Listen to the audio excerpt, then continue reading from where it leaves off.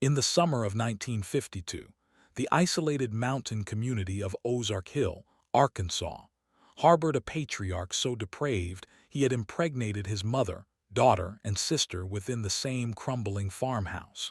When federal census worker Marcus Washington arrived from Little Rock with his leather briefcase and government credentials, he expected routine paperwork from reluctant mountain folk. Instead, he discovered birth certificates that defied mathematics, children sharing identical birth dates with their supposed mothers, family trees that twisted back on themselves like serpents, and marriage records documenting unions that violated both law and nature. What began as bureaucratic duty transformed into something far more sinister when Marcus noticed the unnatural silence blanketing the Caldwell property, the way livestock refused to cross onto their land, and how townspeople crossed themselves when whispering the family name. But when Marcus began uncovering baptismal records spanning 3 generations, medical documents describing genetic horrors that shouldn't exist, and a pattern of infant deaths the local coroner refused to discuss, his methodical investigation would awaken ancient hungers in the Arkansas hills. By autumn, the truth about Ezekiel Caldwell's bloodline would demand a terrible reckoning, and Marcus would learn that some family secrets are protected by forces older than human memory. Before we continue with story, make sure to subscribe to our channel and let us know in the comments what state or city you're listening from. These stories happened in communities just like yours, closer to home than you might think. Perhaps we will uncover a story there. The gravel road to Ozark Hill wound through the Arkansas mountains like a scar across weathered skin, each curve revealing another hollow where morning mist clung to pine branches like reluctant ghosts. Marcus Washington guided his government-issued Ford through the serpentine path, his briefcase bouncing on the passenger seat with each pothole. The leather case contained forms that would normally take 3 days to complete in a community this size, but something about the silence radiating from these hills suggested his work here might take considerably longer. The town itself emerged from the tree line with all the enthusiasm of a groundhog checking for predators. A handful of weathered buildings clustered around a single main street, their paint peeling like sunburned skin. The general store doubled as the post office, its front porch occupied by 3 elderly men who stopped their conversation the moment Marcus's Ford came into view. Their eyes followed his progress with the intensity of hawks tracking prey. Marcus parked outside the sheriff's office, a modest building that shared space with the volunteer fire department. The brass nameplate on the door read, "Thomas Briggs, Sheriff." Though the man who emerged bore little resemblance to law enforcement officers Marcus had encountered in Little Rock, Sheriff Briggs possessed the soft belly of middle age and the nervous energy of someone perpetually expecting bad news. "You must be the census fellow they sent word about," Briggs said, extending a damp palm. His handshake lasted exactly 2 seconds longer than professionally necessary. "Tommy Briggs, hope you brought patients along with those government forms." "Marcus Washington, Bureau of the Census," Marcus replied, noting how the sheriff's smile never reached his eyes. "I understand you've prepared a list of properties requiring documentation." "Oh, we surely have." Briggs produced a manila folder from inside his office, its contents consisting of hand-drawn maps and property descriptions written in careful cursive. "Most folks around here are cooperative enough, once they understand its federal requirement. Course, some of our mountain families can be particular about strangers." The maps revealed a community scattered across 15 square miles of rugged terrain, with properties marked by family names that appeared repeatedly across generations. The Millers occupied the northern ridge. The Hartmans claimed the eastern valley. The Caldwells controlled a substantial tract along the southern watershed, their holdings marked with unusual precision considering the informal nature of the other notations. "The Caldwell place," Marcus observed, tracing the property lines with his finger. "Large family." Sheriff Briggs shifted his weight from one foot to the other, his eyes darting toward the window before returning to Marcus. "Hard to say exactly, They keep to themselves mostly. Been on that land since before my daddy's time. Census records from 1940 show 14 residents at that address. Sounds about right, maybe more now. They tend to have large families up there. Something in the sheriff's tone suggested this conversation had reached its natural conclusion, but Marcus had learned that government authority, properly applied, could extend most discussions beyond their comfort zones. I'll need current population counts, birth records, marriage certificates, standard procedure. Course. Briggs nodded with excessive enthusiasm, though you might want to start with some of the easier properties first. Get a feel for how folks around here operate. The Caldwells, well, they're particular about visitors. Might be better if I introduced you proper-like, after you've settled in. Marcus accepted this deflection with professional grace while making mental notes about the sheriff's obvious discomfort. In 12 years of census work, he had encountered every variety of rural resistance, from religious objection to simple distrust of federal authority. Sheriff Briggs exhibited symptoms of something more specific than general bureaucratic anxiety. The town's medical clinic occupied a converted residence 3 blocks from the main street, its front yard dominated by a hand-painted sign advertising modern medical care in faded blue letters. Dr. Sarah Chen answered Marcus's knock herself, wiping her hands on a towel that had seen considerable use. She appeared younger than Marcus expected, with the alert expression of someone accustomed to making important decisions without sufficient information. "Census work?" she asked after Marcus introduced himself. "Interesting timing. I've been documenting some unusual health patterns in the local population." Dr. Chen led Marcus into what had once been a living room but now served as her office, complete with filing cabinets that looked older than the building itself. Medical journals shared shelf space with pharmaceutical samples and children's drawings depicting stick figures with various bandages. "I completed my residency in pediatric medicine at Johns Hopkins," she explained, settling behind a desk constructed from what appeared to be kitchen table components. "Came here through the Rural Medical Service Program. Figured I'd encounter typical mountain health issues, nutritional deficiencies, untreated injuries, maybe some endemic diseases." She opened a manila folder containing medical charts written in precise handwriting. "Instead, I'm seeing genetic conditions that typically occur in much more isolated populations. Birth defects that suggest limited genetic diversity. Developmental delays that cluster within specific family lines."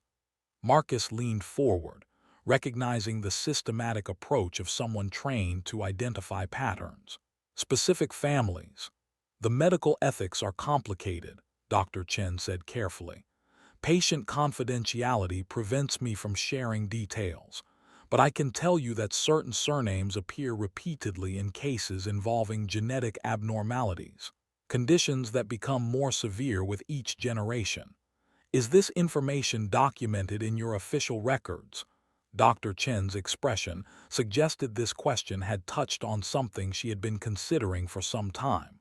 "Some of it, though I've discovered that certain files from previous physicians seem to have gone missing, particularly records relating to births, deaths, and family medical histories from the past several decades."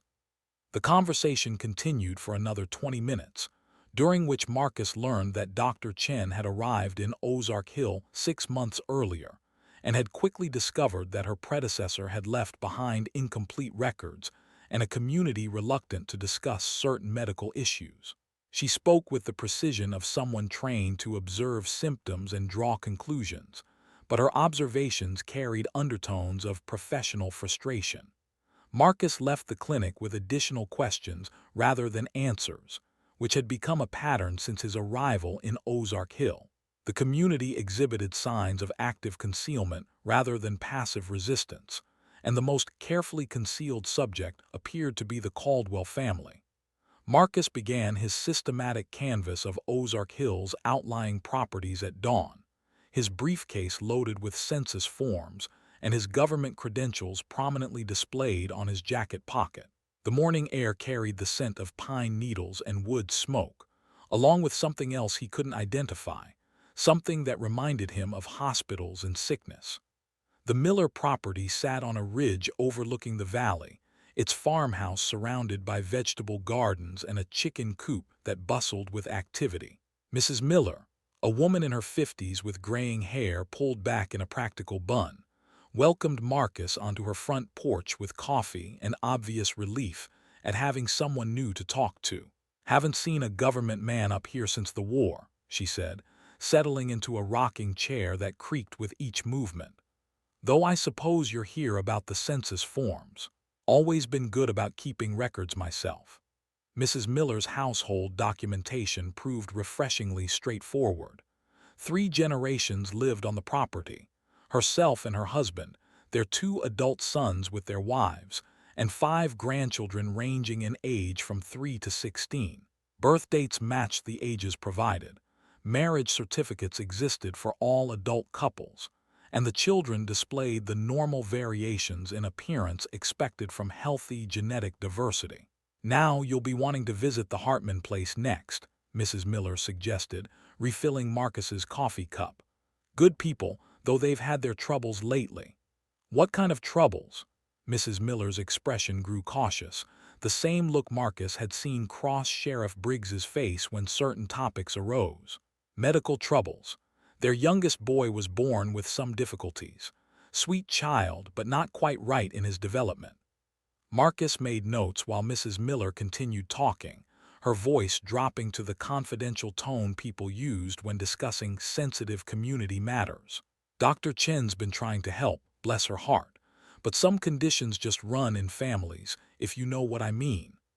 The Hartman property required a 30-minute drive along a dirt road that had seen better decades. Marcus found the family working in their tobacco fields, their movements coordinated with the efficiency of people who had performed these tasks countless times.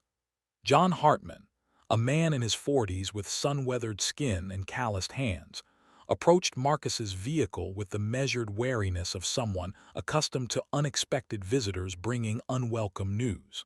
"Census work," Marcus explained, showing his credentials. "Need to update population records for this area." "Fair enough," Hartman replied, though his posture remained defensive. "Come on up to the house. Wife can get you the information you need." The Hartman household presented more complexity than the Miller property. 3 adult couples shared the main house, along with 7 children whose ages and relationships required careful documentation. Marcus noticed that 2 of the children possessed similar facial features despite having different parents, a resemblance that extended beyond normal family characteristics. "Your youngest son," Marcus said, referencing Dr. Chen's comments. "Is he available for the population count?" Mrs. Hartman's face tightened, and she exchanged glances with her husband before responding. "Tommy's resting just now. He gets tired easy on account of his condition." "What condition specifically?" The silence that followed lasted long enough for Marcus to realize he had crossed into territory the family preferred not to discuss. John Hartman finally spoke, his voice carrying the weight of someone who had explained difficult circumstances many times before. "Boy was born different. Doctor in town before Dr. Chen said it was just one of those things that happens sometimes. Bad luck with the blood, is how he put it." Marcus completed the Hartman census forms with growing unease about the patterns emerging from his interviews.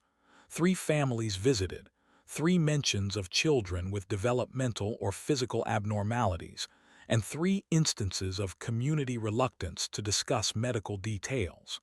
Professional experience had taught him to distinguish between normal privacy concerns and active concealment of information. The Patterson property occupied a hollow between 2 ridges, its buildings arranged around a central yard, where laundry hung from lines strung between oak trees. Marcus counted 8 structures in various states of repair, from a solid farmhouse to sheds that appeared to be held together by hope and habit. Mrs. Patterson, a woman whose age was difficult to determine due to premature graying and deep lines around her eyes, met Marcus at her front gate with a basket of vegetables and the manner of someone who had been expecting him. "Sheriff Briggs called ahead," she explained, leading Marcus toward the main house. "Said you'd be coming around asking questions about families and such." The Patterson household documentation required nearly 2 hours to complete, as 3 generations and multiple family branches occupied the various buildings on the property. Marcus encountered his most complex genealogical puzzle, yet when he discovered that several of the children shared not only similar physical characteristics, but also identical birth dates and nearly identical names. "These 2 children," Marcus said, indicating his census forms. "Mary Elizabeth and Mary Eliza Patterson, both born on June 15, 1948. Are they twins?" Mrs. Patterson shifted uncomfortably in her chair, her hands working at the fabric of her apron. "Not exactly twins, no. Different mothers but born the same day, just one of those coincidences. Different mothers with the same surname. Patterson women, both of them. Cousins, I suppose you'd say." Marcus made careful notes while processing the implications of this information.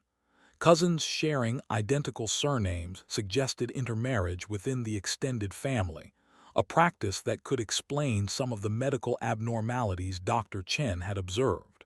"The fathers of these children." Mrs. Patterson's discomfort increased visibly. "Family matter," she said finally. "Private business, if you don't mind."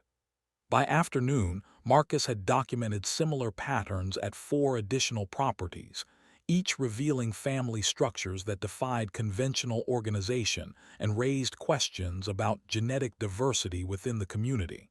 Children with identical features born to different mothers, marriages between relatives, and recurring mentions of medical conditions that ran in families created a picture of systematic intermarriage spanning multiple generations.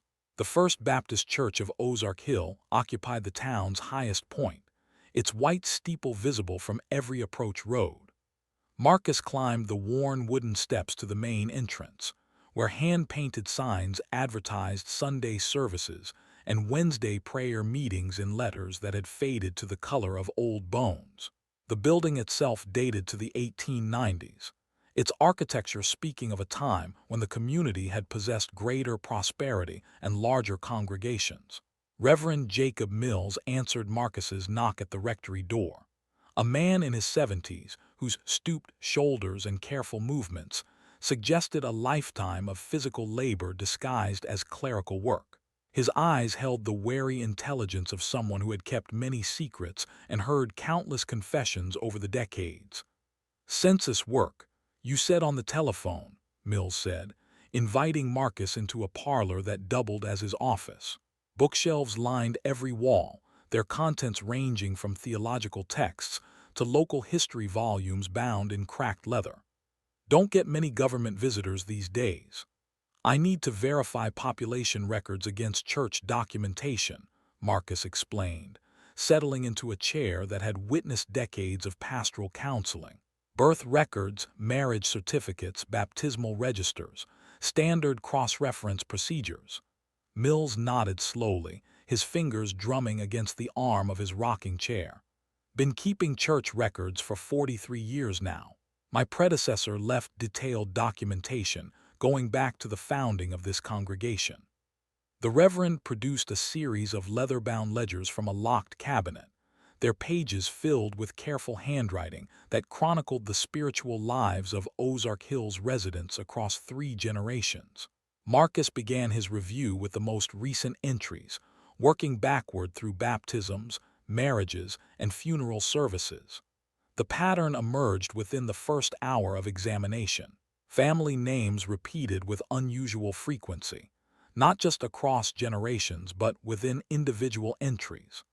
Marriage certificates documented unions between couples sharing identical surnames, relationships that required careful study to determine the precise nature of their kinship. "This entry from 1947, Marcus said, pointing to a marriage certificate.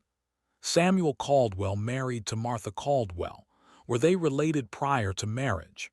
Mills leaned over to examine the entry, his expression suggesting this question had been anticipated.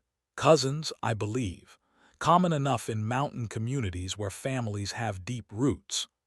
Marcus continued his examination, discovering that the Caldwell name appeared in church records with remarkable frequency.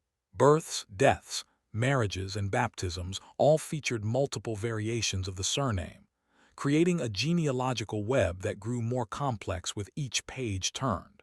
These baptismal records, Marcus observed, indicating a series of entries from 1949. 5 children baptized on the same Sunday, all with the surname Caldwell but listing different mothers. Large family, Mills replied, though his voice lacked conviction. The Caldwells have always been prolific in their child-rearing. The documentation revealed disturbing patterns that extended far beyond typical large family structures. Children bearing identical first names but different middle initials, all sharing the Caldwell surname but listing different mothers and fathers. Birth dates clustered within narrow timeframes, suggesting multiple pregnancies occurring simultaneously within the same extended family. Marcus discovered marriage certificates that created genealogical impossibilities when cross-referenced with birth records. Men listed as fathers on birth certificates who were simultaneously recorded as marrying their own daughters in subsequent ceremonies. Women appearing as mothers on multiple birth certificates despite ages that made such fertility medically impossible. Reverend Mills, Marcus said, closing the ledger he had been examining. These records suggest systematic intermarriage within the Caldwell family, spanning multiple generations. The elderly minister's hands trembled slightly as he reached for his coffee cup. Mountain families develop their own ways of doing things. Isolation creates customs that might seem unusual to outsiders. This goes beyond cultural practices. These marriage certificates document unions between immediate family members, parents and children, siblings, aunts and nephews. Mills rose from his chair and walked to the window overlooking the town below, his silence stretching long enough for Marcus to realize this conversation had entered territory the Reverend had hoped to avoid. "I perform the ceremonies I'm asked to perform," Mills said finally. "Been doing so for over 4 decades. Sometimes the circumstances are unusual, but I serve this community according to their needs." Marcus opened another ledger, this one containing death certificates and funeral records. The entries revealed infant mortality rates within the Caldwell family that exceeded normal statistical expectations by significant margins. Children dying within months of birth, causes of death listed as natural causes or failure to thrive with suspicious frequency. These death records, Marcus said, 47 infant deaths within the Caldwell family over the past 20 years. That's statistically impossible for natural causes. "Mountain life is hard," Mills replied, his voice barely above a whisper. "Not all children survive their early years." The pattern became unmistakable as Marcus continued his examination. Birth defects mentioned in baptismal records, funeral services for children who had lived only days or weeks, and medical conditions described in pastoral notes that suggested severe genetic abnormalities. One ledger contained entries in Mills's own handwriting that differed markedly from the official records. Personal observations about family structures, concerns about the spiritual welfare of congregation members, and veiled references to practices that troubled his ministerial conscience. "You've documented your concerns," Marcus observed, indicating the unofficial notes. "These entries suggest you've been aware of problematic circumstances for years." Mills returned to his chair, his movements those of a man bearing weight he had carried too long. "I've served this community faithfully, done what was asked of me, kept confidences that perhaps should have been shared with appropriate authorities." "What authorities?" "Medical, legal, anyone with power to intervene in situations that had grown beyond pastoral counseling." The afternoon light filtering through the rectory windows cast long shadows across the floor as Marcus compiled his notes. The church records painted a picture of systematic family dysfunction that had persisted across multiple generations. Enabled by religious authority and protected by community silence. Mills's ledgers contained enough documentation to support formal investigations into practices that violated both state laws and basic medical ethics. Yet the records had remained locked in church cabinets, while the patterns continued and intensified over decades. The road to the Caldwell compound branched from the main county route at a fork, marked by a weathered wooden cross that had been carved from a single piece of oak. Marcus guided his Ford along the narrow path, his vehicle's suspension protesting against ruts that hadn't seen maintenance in years. The forest pressed close on both sides, creating a tunnel of pine and oak that filtered the afternoon sunlight into scattered fragments. The silence struck Marcus first. No bird calls echoed from the surrounding trees. No insects buzzed against his windshield, and even the normal rustle of small animals moving through underbrush had ceased entirely. The absence of natural sound created an atmosphere of unnatural stillness that made his skin crawl with primitive unease. Marcus's government training had prepared him for hostile receptions, armed resistance, and various forms of bureaucratic obstruction, but nothing in his experience had equipped him to handle the profound wrongness that seemed to emanate from the very air around the Caldwell property. His radio crackled with static whenever he attempted to contact the county office, and his wristwatch had stopped functioning the moment he turned onto the private road. The compound appeared gradually through the trees, a collection of structures arranged around a central clearing that had once been farmland, but now resembled an overgrown wasteland. The main house dominated the scene, a two-story structure built from local stone and timber that had weathered to the color of dried blood. Smaller buildings scattered across the property included what appeared to be sleeping quarters, storage sheds, and workshops in various states of decay. Marcus parked his vehicle in the clearing and gathered his census materials, noting that no livestock or domestic animals were visible despite clear evidence of recent habitation. Smoke rose from several chimneys, laundry hung from lines strung between buildings, and fresh tire tracks marked the muddy ground around the main house. The front door opened before Marcus could knock, revealing a woman whose age was impossible to determine due to premature aging that had carved deep lines around her eyes and mouth. She wore a simple dress that had been mended multiple times, and her hair hung in gray strands that suggested poor nutrition or chronic illness. "You must be the census man," she said, her voice carrying the flat inflection of someone who had learned to communicate without expressing emotion. "Been expecting you. Name's Rebecca Caldwell." Marcus introduced himself and explained his purpose while studying Rebecca's appearance for clues about the family's circumstances. Her physical condition suggested malnutrition, despite the property's obvious agricultural potential, and her manner of speaking indicated education that had been neglected or deliberately suppressed. "Need to document all residents at this address," Marcus said, producing his official forms. "Names, ages, relationships, birth dates, standard federal requirement." Rebecca nodded and invited Marcus into the main house, leading him through rooms that had been arranged to accommodate far more people than normal family structures would suggest. The living areas contained multiple sets of furniture arranged in clusters. Sleeping spaces had been improvised throughout the ground floor, and the kitchen facilities appeared designed for institutional-scale meal preparation. "How many people currently reside on this property?" Marcus asked, settling at a kitchen table that had been constructed from rough-hewn planks. "Changes from time to time," Rebecca replied, avoiding direct eye contact. "Some folks come and go, others stay permanent." Marcus began his systematic documentation, starting with Rebecca's personal information and working outward to map the family relationships.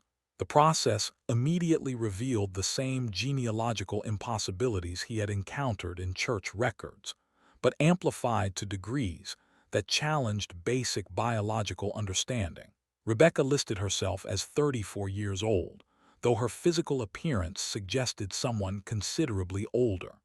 When asked about her parents, She provided names that Marcus recognized from earlier census documentation as individuals who would have been children themselves at the time of her birth. "Your father, Ezekiel Caldwell," Marcus said, checking his notes.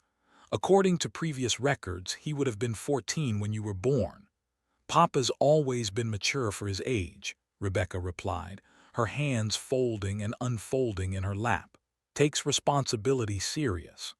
The conversation continued with Marcus documenting additional family members through Rebecca's reluctant testimony.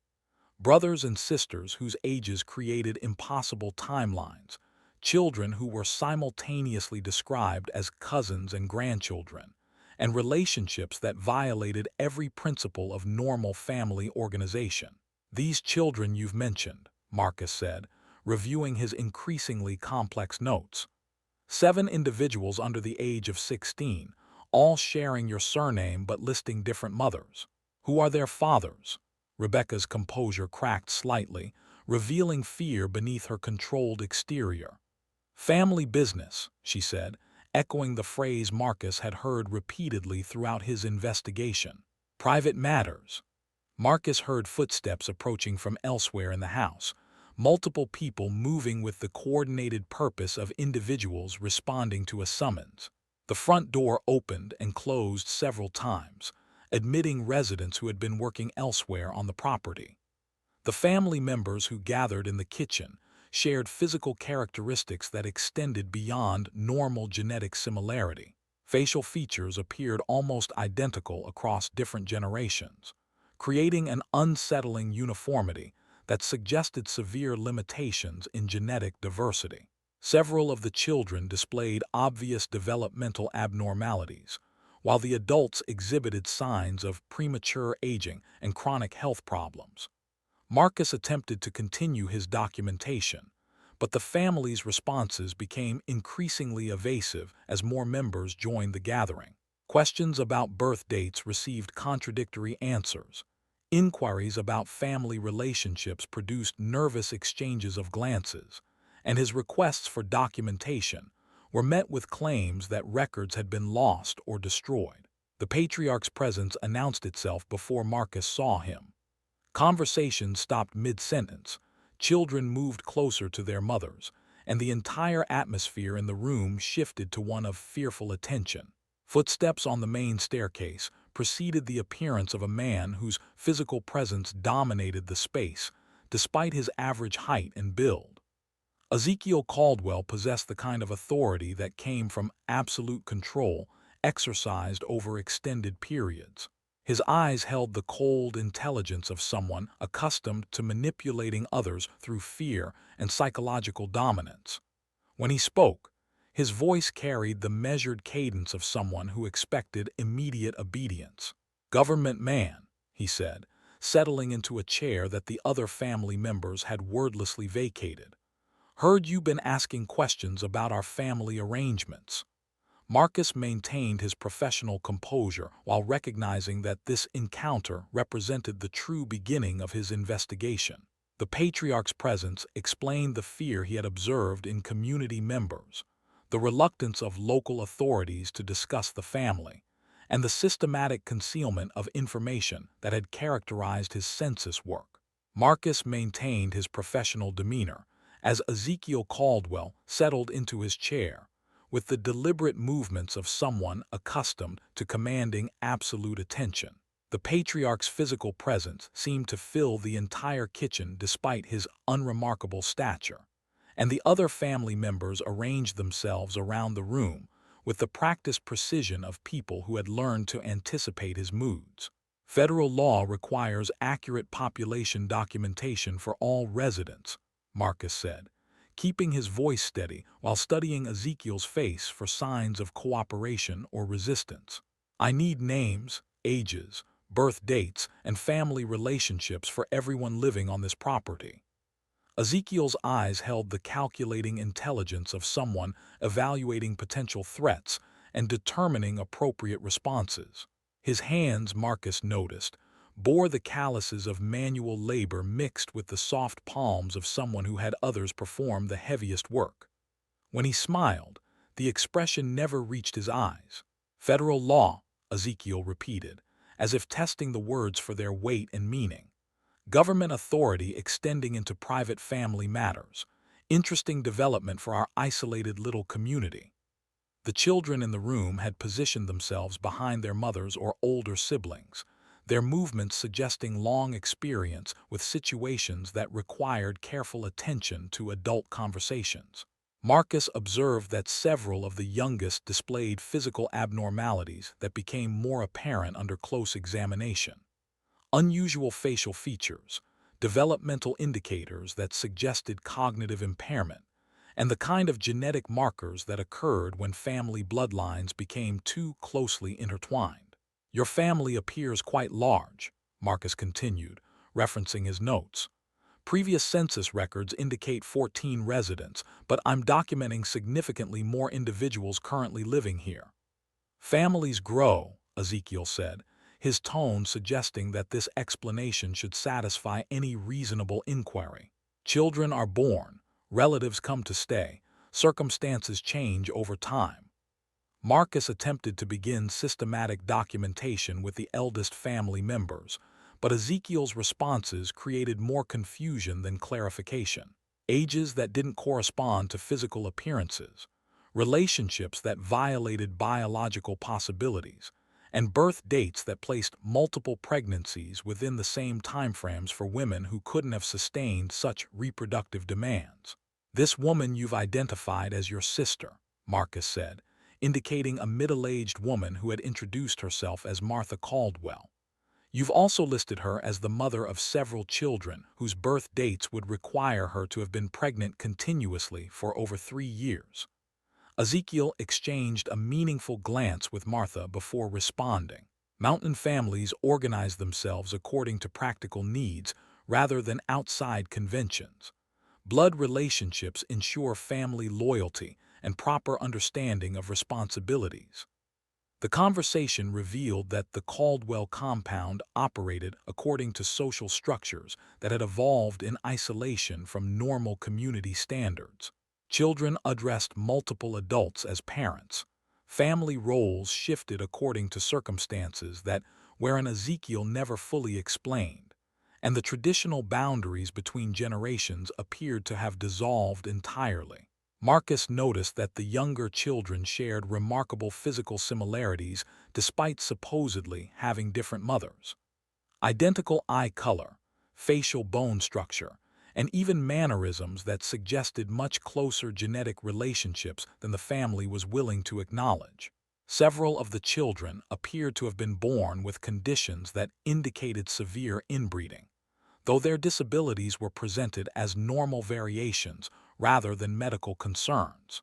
These children's medical needs, Marcus observed, noting obvious developmental delays in several of the youngest family members.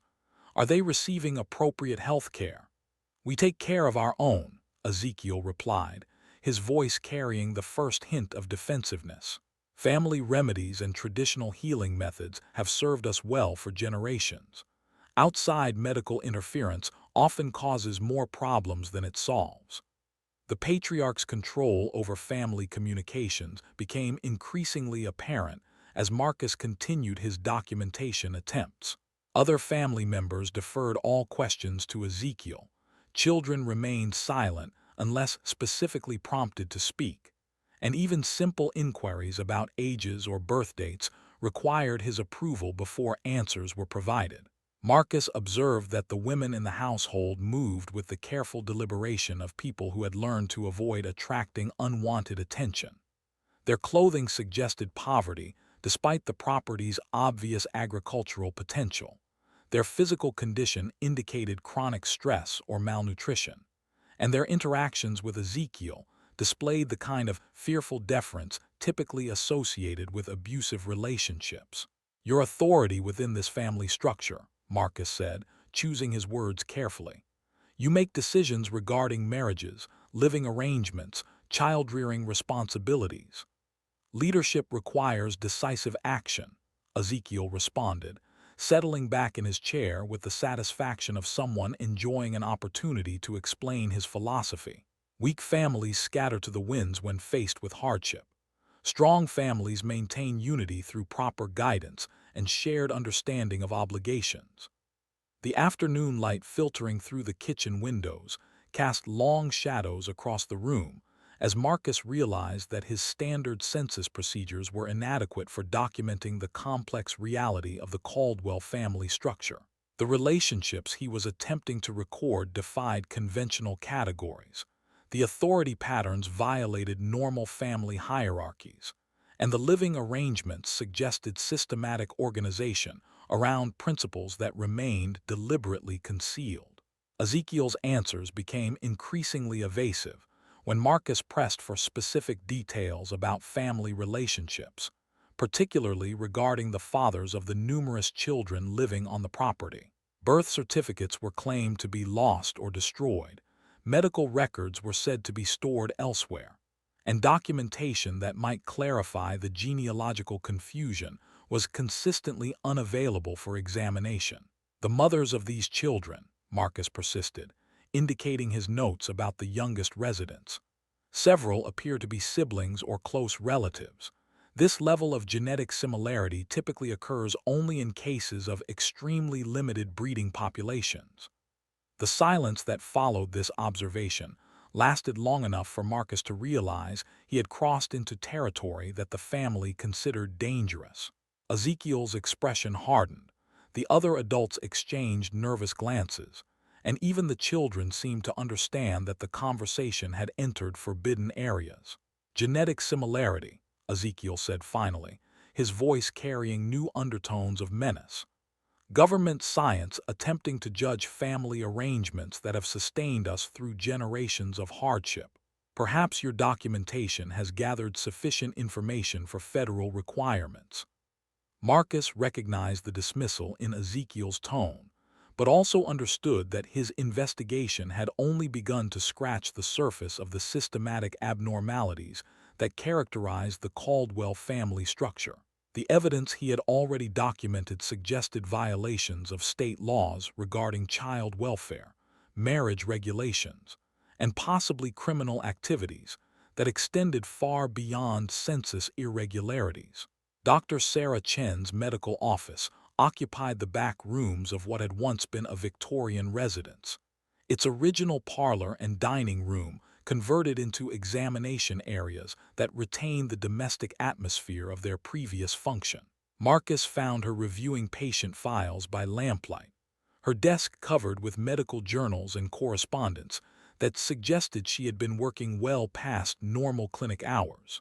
"Census work at the Caldwell compound," she said after Marcus explained his visit. "I've been expecting someone to make that connection eventually." Dr. Chen cleared space on her desk and produced a locked filing cabinet that contained medical records she had been compiling since her arrival in Ozark Hill. The files revealed systematic documentation of genetic abnormalities that painted a disturbing picture of the local population's health status. "When I first arrived here 6 months ago, I assumed the medical conditions I was seeing represented typical rural health challenges," she explained, opening the first folder. "Poor nutrition, limited access to health care, environmental factors that might contribute to developmental problems." The files contained detailed medical observations that contradicted this initial assessment. Birth defects occurred with statistical frequency that exceeded normal populations by significant margins. Genetic disorders clustered within specific family lines, and developmental abnormalities followed patterns that suggested severely limited genetic diversity. "These conditions," Dr. Chen continued, indicating photographs and medical drawings that documented various abnormalities: facial deformities, cognitive impairments, skeletal malformations. They're presenting in ways that typically occur only in populations with extremely restricted gene pools. Marcus studied the medical documentation, while Dr. Chen explained the scientific principles underlying her observations. Genetic conditions that normally appeared in perhaps one birth out of thousands were occurring in nearly 20% of children born to certain families. Developmental delays, physical abnormalities, and medical problems that suggested multiple generations of inbreeding. The Caldwell children specifically, Marcus said, referencing his census notes. I observed several individuals with obvious developmental issues during my visit to their compound. Dr. Chen retrieved additional files from her cabinet, these containing medical records that had been hidden rather than filed with the standard patient documentation. The folders revealed 3 generations of medical observations that had been systematically concealed from official health department records. My predecessor, Dr. Harrison, maintained separate files for certain families, she explained. Medical conditions that he documented but never reported to appropriate authorities. Birth defects that were recorded but never investigated. Genetic abnormalities that were treated as normal variations rather than evidence of systematic problems. The hidden medical records painted a picture of professional negligence that bordered on criminal conspiracy. Dr. Harrison had documented severe genetic conditions in dozens of children over the course of 20 years, while failing to report suspected child abuse, neglect, or the kind of systematic inbreeding that could produce such widespread abnormalities. These infant mortality statistics, Marcus observed, reviewing charts that showed death rates within certain families. 47 deaths within the Caldwell family alone over the past 2 decades. Most listed as natural causes or failure to thrive, Dr. Chen confirmed. But the actual medical observations suggest genetic conditions incompatible with normal development. Children born with severe abnormalities who died within days or weeks of birth. The medical documentation revealed patterns that extended far beyond individual cases of genetic misfortune. Systematic occurrence of identical birth defects across multiple generations, medical conditions that increased in severity with each successive birth, and infant mortality rates that suggested the genetic pool had become so restricted that normal reproduction was becoming increasingly difficult. Dr. Chen showed Marcus photographs that documented physical evidence of severe inbreeding effects. Children with facial features that appeared almost identical across supposed family lines, developmental abnormalities that occurred in clusters rather than as isolated cases, and medical conditions that shouldn't exist in normal population genetics. The women bringing these children for medical care, Dr. Chen continued, often display signs of chronic stress, malnutrition, and what appear to be symptoms of ongoing psychological trauma. They're reluctant to discuss family circumstances, avoid questions about the fathers of their children, and seem fearful of providing information that might lead to outside intervention. Marcus compared Dr. Chen's medical observations with his census documentation, discovering correlations that supported increasingly disturbing conclusions about the Caldwell family structure. Birth dates that clustered around specific timeframes, genetic similarities that suggested identical parentage across supposed family branches, and medical conditions that could only result from systematic breeding between close relatives. The fathers of these children, Marcus said, reviewing both medical and census records. The genetic evidence suggests extremely limited paternal diversity despite the large number of births. Dr. Chen nodded grimly. The genetic markers indicate that most of these children share paternal DNA to degrees that would be impossible in normal family structures. We're seeing genetic patterns that suggest single male parentage across multiple generations and family lines. The conversation continued as Dr. Chen revealed additional medical evidence that had been concealed by her predecessor. Sterilization procedures performed without proper consent, pregnancies that had been medically terminated without official documentation, and medical treatments designed to manage the effects of genetic abnormalities rather than address their underlying causes. Dr. Harrison's records indicate he was aware of systematic abuse occurring within certain families, she explained, showing Marcus correspondence that had never been sent to appropriate authorities. Letters he drafted but never mailed to Child Protective Services, medical reports that were written but never filed, documentation that could have triggered investigations decades ago. The medical evidence revealed a conspiracy of silence that had enabled systematic abuse to continue across multiple generations, while medical professionals documented the evidence but failed to take action. Children had suffered and died from preventable genetic conditions, while the medical community maintained records but avoided the legal and professional obligations that such documentation should have triggered. Marcus realized that Dr. Chen's medical files provided the scientific evidence necessary to support criminal investigations into practices that had been concealed by community complicity and professional negligence. The systematic nature of the genetic abnormalities, combined with the geographic concentration of affected families, created a pattern that could only be explained by deliberate and sustained breeding between close relatives. These records, Marcus said, indicating the comprehensive medical documentation. This evidence needs to be reported to federal authorities who can conduct proper investigations. Dr. Chen agreed, though her expression suggested she understood the personal and professional risks involved in challenging community practices that had been protected by decades of silence and institutional negligence.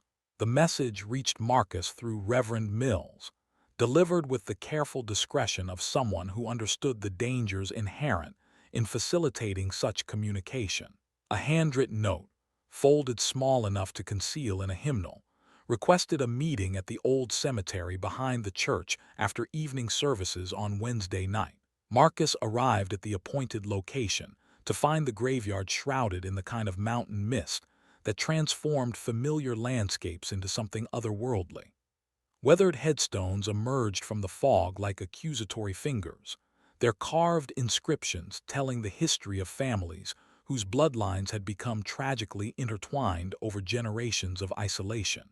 Rebecca Caldwell materialized from behind a moss-covered monument dedicated to Confederate soldiers, her movement so quiet that Marcus didn't notice her presence until she spoke. The woman who had answered his questions with careful evasion at the family compound now appeared transformed by desperation and something that might have been hope. "Didn't know if you would come," she said, her voice barely above a whisper despite their isolation. "Been thinking about our conversation, about the questions you were asking, about things that maybe need to be said to someone who might understand." Marcus assured her of his discretion, while studying her appearance in the dim light filtering through the cemetery's ancient oak trees. Rebecca's physical condition had deteriorated noticeably in the days since their first meeting, her face showing the hollow-eyed exhaustion of someone who had been wrestling with impossible decisions. "The family arrangements you were asking about," she continued, wrapping her arms around herself as if warding off more than just the evening chill. "The relationships between people living in our house.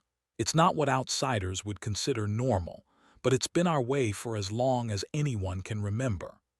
Rebecca began her testimony with careful words that gradually gained strength as she realized Marcus was listening without judgment or interruption. She described a family structure that had evolved in isolation from normal social constraints, where traditional boundaries had dissolved under the absolute authority of her father.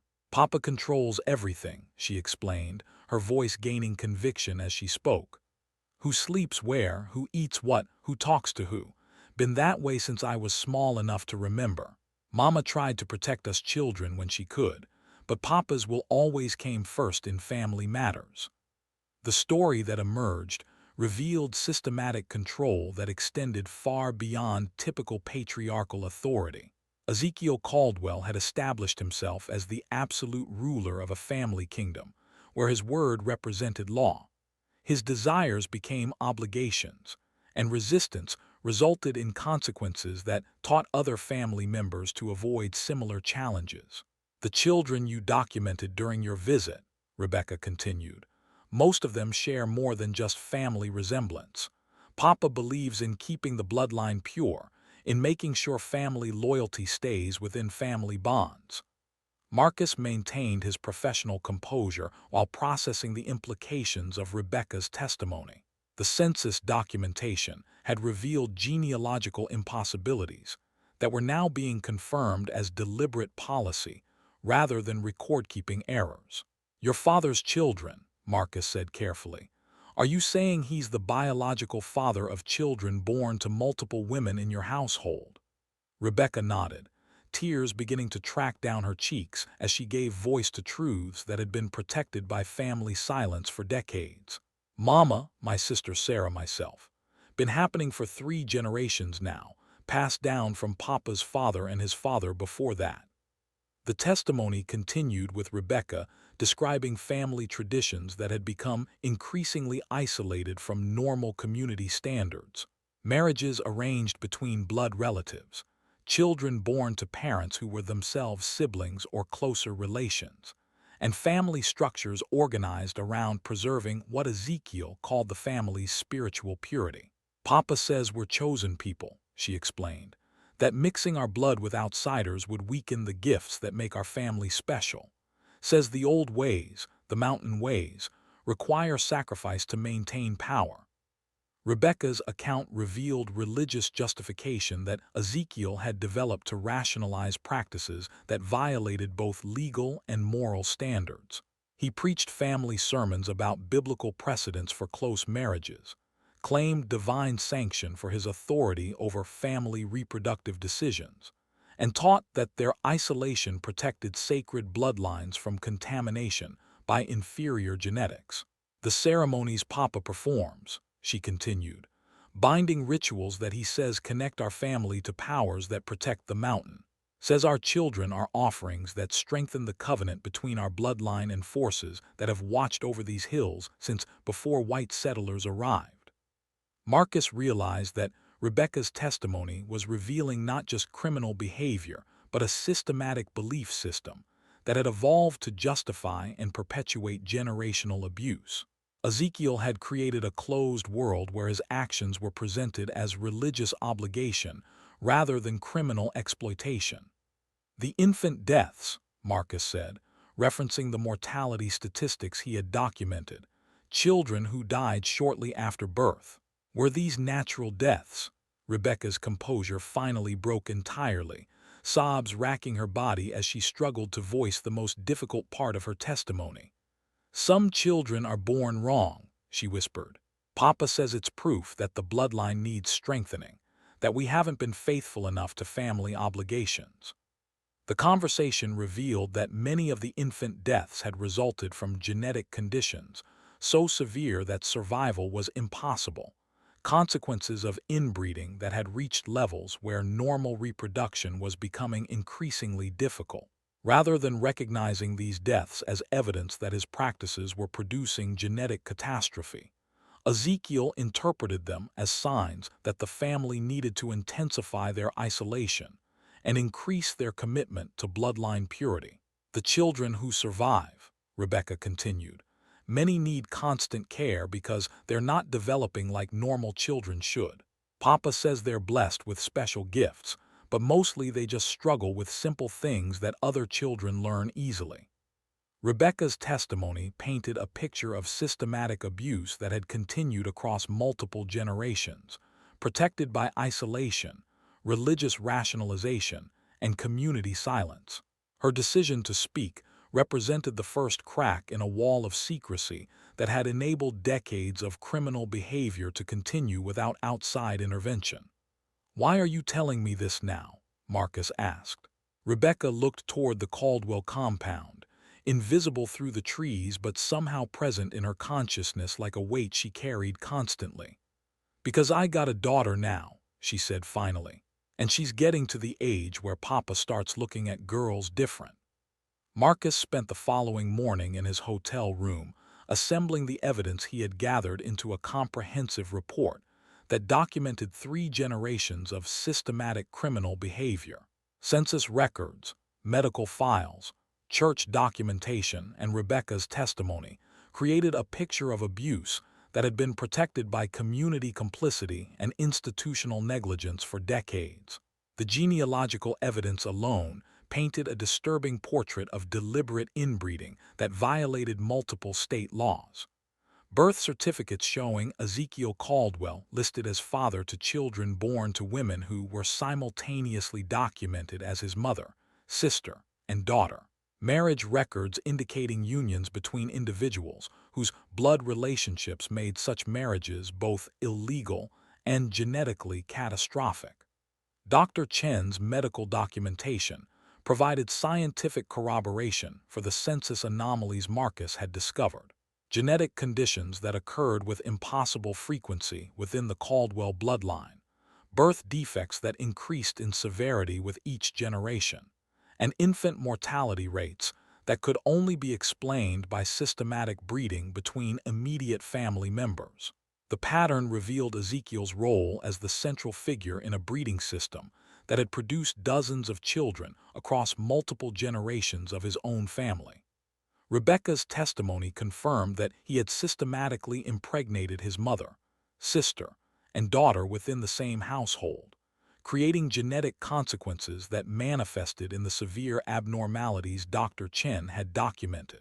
Marcus cross-referenced the birth dates from his census work with Rebecca's account of family history, discovering that Ezekiel's reproductive activities had followed deliberate patterns designed to maintain continuous pregnancy among the women under his control.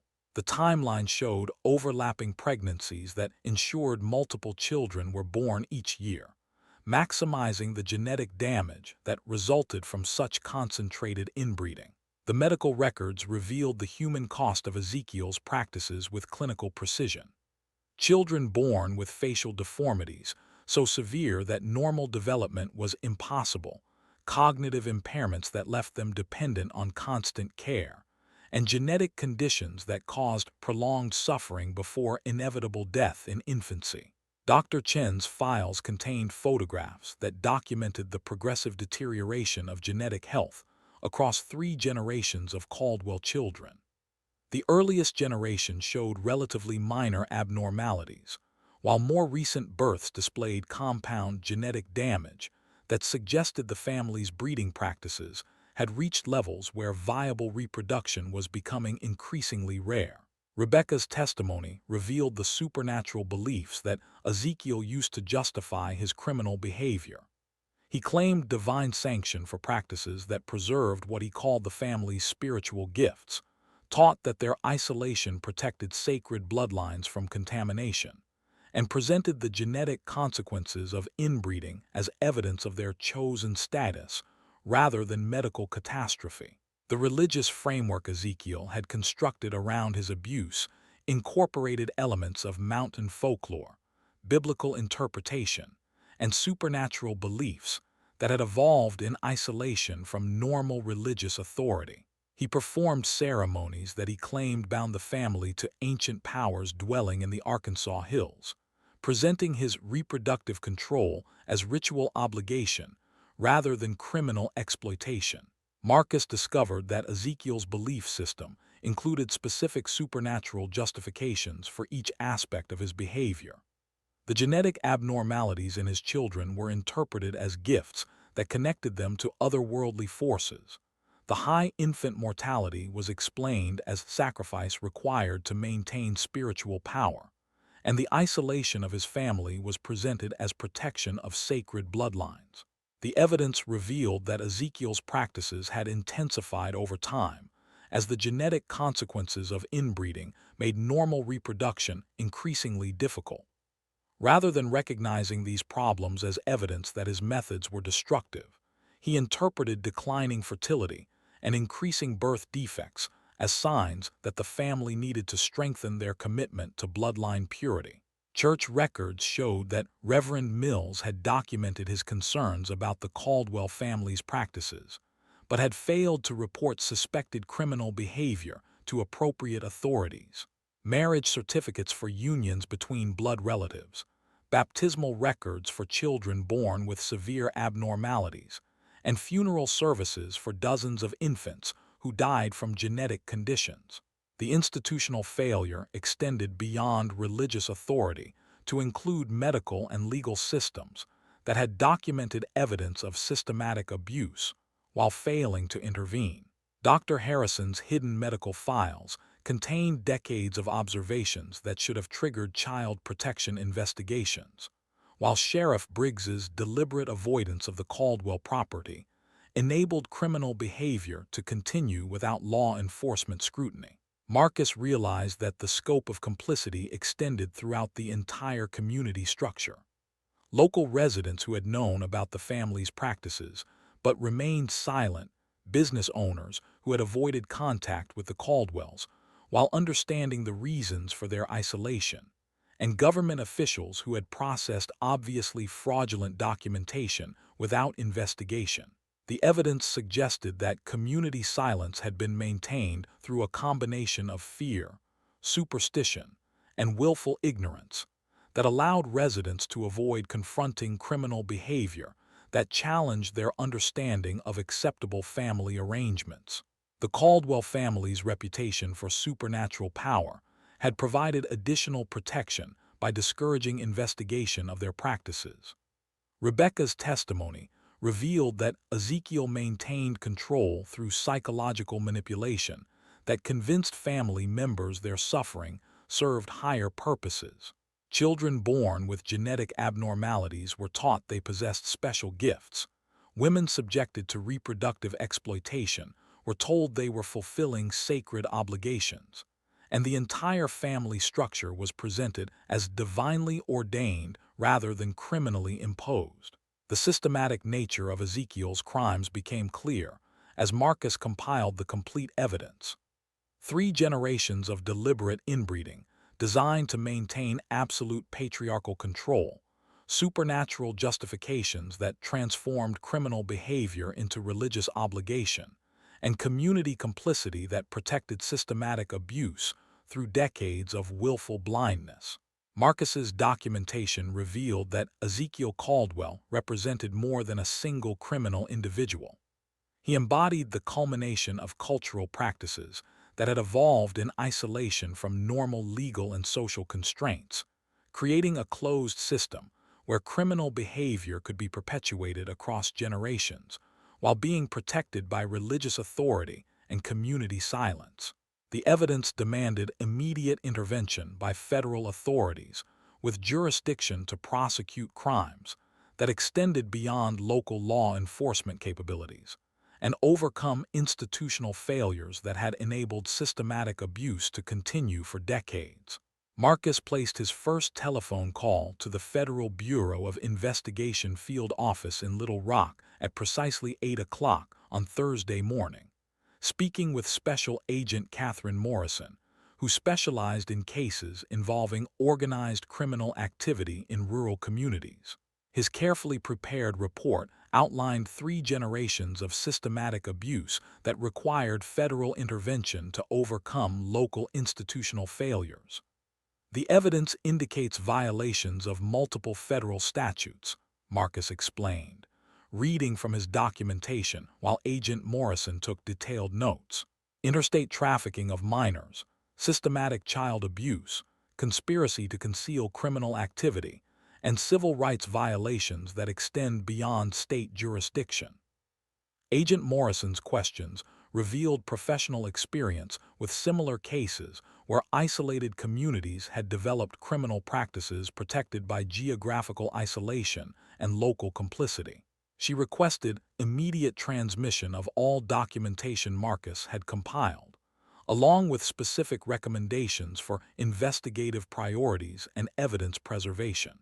Dr. Chen received Marcus's call 30 minutes later, her response indicating she had been preparing for this moment since their previous conversation about the hidden medical files.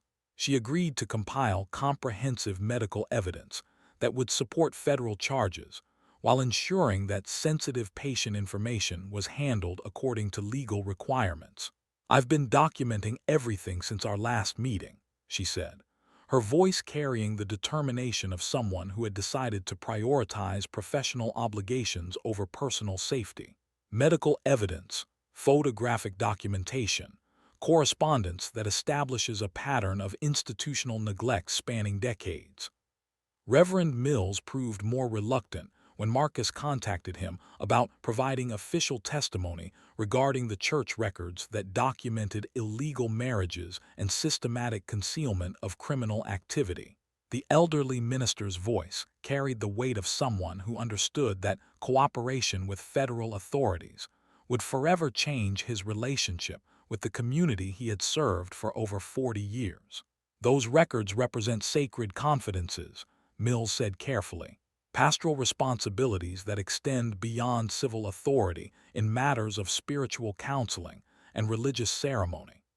Marcus explained that federal investigators would obtain the church documents through legal subpoena if necessary, but that voluntary cooperation would demonstrate good faith efforts to assist in protecting children who remained at risk of continued abuse. Mills finally agreed to meet with federal agents while reserving the right to legal counsel during any formal interviews. Agent Morrison arrived in Ozark Hill on Friday afternoon, accompanied by a team of federal investigators that included specialists in child protection, organized crime, and forensic evidence collection. Their presence transformed the normally quiet community into a center of law enforcement activity that attracted attention from surrounding counties. The federal team established their temporary headquarters in the community center, a building that hadn't seen such official activity since World War II rationing programs. Local residents gathered outside the center in small groups, their conversations reflecting confusion, concern, and the kind of nervous energy that accompanied major disruptions to established routines.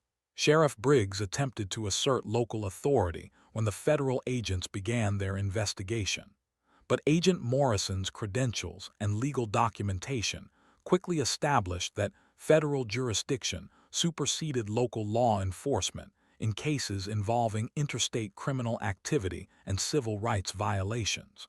"Your cooperation is appreciated," Agent Morrison told Briggs during their initial meeting, "but this investigation will proceed under federal authority with or without local assistance.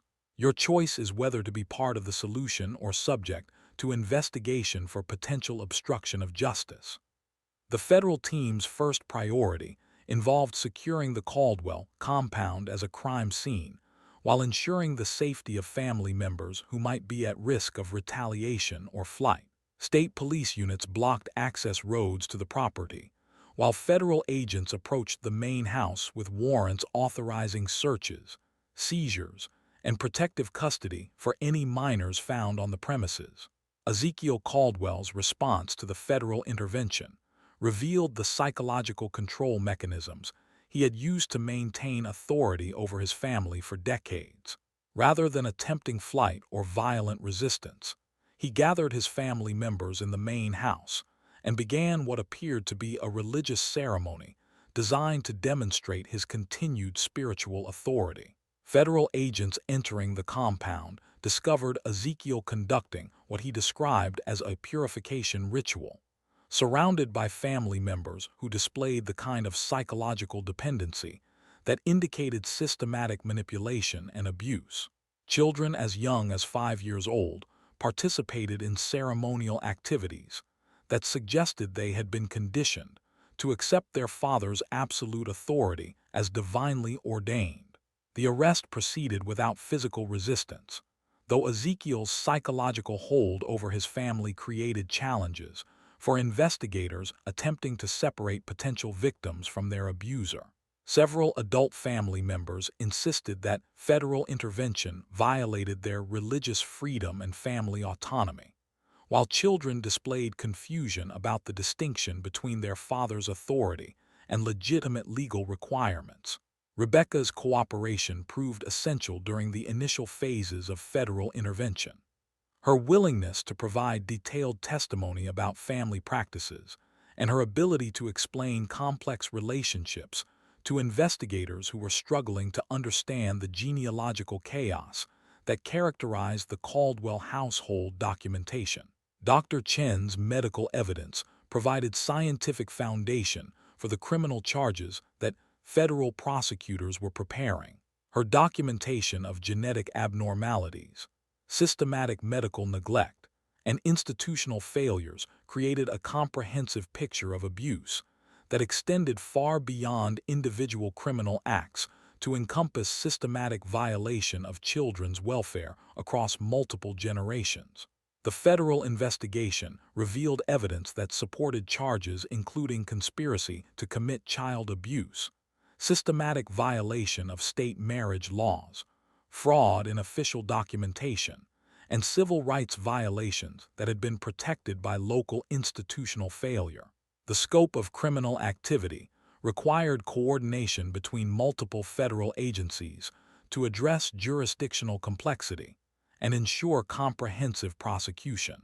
Community reaction to the federal intervention divided along lines that reflected decades of willful ignorance about criminal activity that residents had chosen not to confront. Some families expressed relief that outside authority was finally addressing problems they had known about but felt powerless to challenge, while others complained about federal interference in local family arrangements. The evidence collection process revealed additional victims beyond the immediate Caldwell family, as investigators discovered that Ezekiel's influence had extended to other families through religious authority, economic control, and the kind of psychological manipulation that had enabled him to maintain power across multiple generations while avoiding detection by outside authorities. Federal charges against Ezekiel Caldwell were filed in district court within 72 hours of his arrest, beginning legal proceedings that would expose the full scope of systematic abuse while ensuring that surviving victims received appropriate protection and medical care. The federal courtroom in Little Rock filled with spectators who had traveled from across Arkansas to witness proceedings that would expose decades of systematic criminal activity in their rural communities. Ezekiel Caldwell entered the courtroom in shackles, his previous aura of absolute authority replaced by the diminished presence of someone whose power had been stripped away by legal process and official documentation. Marcus Washington took the witness stand as the prosecution's primary witness, his testimony establishing the methodical investigation that had uncovered 3 generations of criminal behavior hidden by community complicity and institutional negligence. His census documentation provided the foundation for charges that included systematic child abuse, fraud in official documents, and conspiracy to conceal criminal activity. The defendant maintained reproductive control over his mother, sister, and daughter within the same household, Marcus testified, reading from official records that documented Ezekiel's role as father to dozens of children born to women who were themselves his blood relatives. Birth certificates, marriage records, and church documentation establish a pattern of systematic inbreeding that violated multiple state and federal laws. Dr. Sarah Chen's medical testimony provided scientific evidence that corroborated Marcus's documentation while revealing the human cost of Ezekiel's crimes. Her photographs and medical charts showed genetic conditions that could only result from systematic breeding between immediate family members, birth defects that had intensified with each generation, and infant mortality rates that reflected the biological impossibility of continued inbreeding. The genetic damage documented in these children represents the predictable consequence of reproductive practices that violated basic principles of human biology, Dr. Chen explained to the jury. Multiple generations of inbreeding had reached levels where normal development was becoming increasingly impossible, resulting in severe abnormalities and high rates of infant death. Rebecca Caldwell's testimony provided the human voice that transformed statistical evidence into personal accounts of systematic abuse that had continued across decades. Her willingness to describe family practices that violated both legal and moral standards gave the jury direct insight into the psychological control mechanisms that had enabled Ezekiel to maintain authority over multiple generations. He taught us that our suffering served higher purposes, Rebecca testified, her voice gaining strength as she described years of abuse that had been presented as religious obligation. Said our family was chosen for special duties that required sacrifice to maintain spiritual power. Made us believe that outside intervention would destroy divine protection that kept our bloodline pure. Reverend Jacob Mills's testimony revealed the institutional failure that had enabled systematic abuse to continue without intervention despite clear evidence of criminal activity. His church records documented illegal marriages, baptisms for children born with severe abnormalities, and funeral services for dozens of infants, whose deaths resulted from genetic conditions that should have triggered official investigations. I documented my concerns in correspondence that was never sent to appropriate authorities, Mills admitted, his testimony revealing decades of moral cowardice disguised as pastoral discretion. Witnessed evidence of systematic abuse while failing to fulfill legal and ethical obligations to protect children who were suffering under my ministerial authority. The prosecution's case revealed that Sheriff Thomas Briggs had actively avoided investigating the Caldwell family despite receiving numerous reports about suspicious circumstances at their compound. His deliberate negligence had enabled criminal activity to continue, while creating the appearance of law enforcement oversight that actually protected systematic abuse from official scrutiny. Federal investigators presented evidence of community-wide complicity that had sustained criminal activity through willful ignorance and active concealment of information. Local residents, business owners, and government officials had processed obviously fraudulent documentation, ignored clear signs of systematic abuse, and maintained silence about criminal behavior that challenged their understanding of acceptable family arrangements. The defense's attempts to justify Ezekiel's behavior through claims of religious freedom and cultural tradition were systematically dismantled by prosecution evidence that demonstrated the systematic nature of his crimes and their devastating impact on multiple generations of children. Legal precedent established that religious belief could not justify criminal behavior that violated state and federal laws protecting children from abuse and exploitation. Ezekiel's conviction on 47 counts of child abuse, conspiracy, fraud, and civil rights violations resulted in multiple life sentences that ensured he would never again pose a threat to vulnerable family members or community children. The comprehensive nature of the charges addressed not only his direct criminal acts, but also his role in creating and maintaining a system that enabled systematic abuse across multiple generations. The legal proceedings exposed institutional failures that extended throughout local government, medical, and religious authority systems.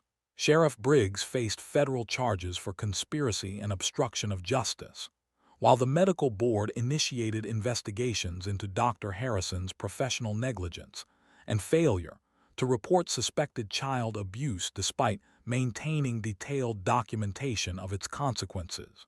Community healing began with acknowledgement of collective responsibility for enabling criminal behavior through decades of willful blindness and institutional failure.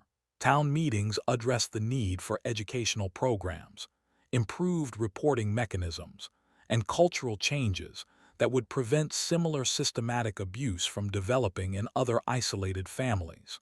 Dr. Chen accepted appointment as director of a new regional medical center that specialized in treating genetic conditions and providing comprehensive care for abuse survivors.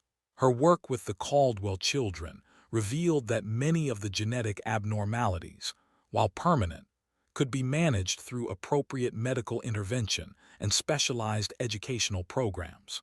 Rebecca Caldwell's courage in providing testimony that exposed her father's crimes earned her recognition as a survivor whose determination had protected future generations from continued abuse. She relocated with her daughter to a community where anonymity allowed them to build normal lives free from the psychological control that had dominated their previous existence. The official census records were corrected to reflect actual family relationships and population statistics that had been deliberately falsified for decades. Marcus Washington's methodical documentation provided the foundation for accurate historical records that acknowledged the systematic criminal behavior while honoring the memory of children who had suffered and died as consequences of their father's crimes. The transformation of Ozark Hill from a community that harbored systematic criminal activity into one committed to protecting children and supporting survivors demonstrated that systematic truth-telling could overcome even the most entrenched patterns of institutional failure and community complicity. Federal oversight ensured that appropriate safeguards were established to prevent similar systematic abuse from developing in other isolated communities throughout the region.